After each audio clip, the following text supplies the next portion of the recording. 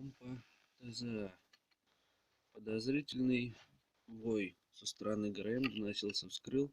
Вот должна ли она так шуршать чуть-чуть?